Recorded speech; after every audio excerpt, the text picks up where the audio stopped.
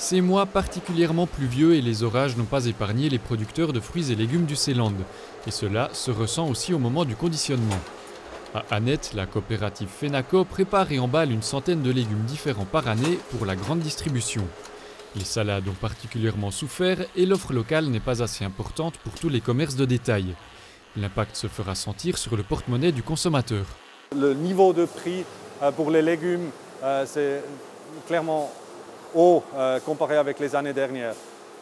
Mais à l'autre côté, c'est aussi la marchandise qui manque.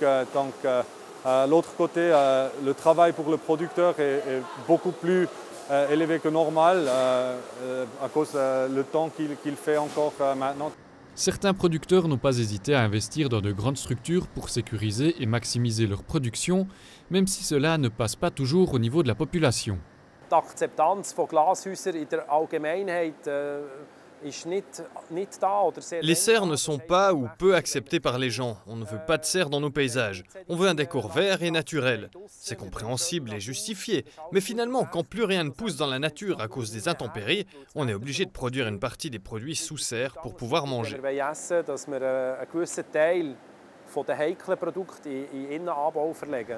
Pour ce producteur de chiètres, les bénéfices d'une telle installation sont importants. Produire sous serre apporte de nombreux avantages car on est protégé de l'extérieur, on est moins dépendant du climat.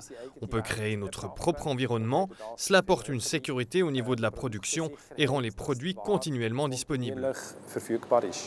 Pour Fenaco, les serres ne sont pas une solution miracle, trop coûteuse et difficilement réalisable. Il ne faut pas s'attendre à ce que toutes les cultures zélandaises se retrouvent sous toit.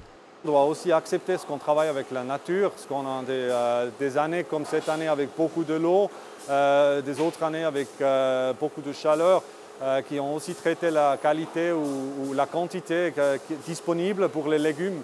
Et puis c'est une chose qu'on doit accepter. Les producteurs sont vraiment limités à s'adapter à cette situation et doivent aussi accepter les saisons comme ils sont. En Suisse, les études se multiplient actuellement pour préparer au mieux l'agriculture au dérèglement climatique.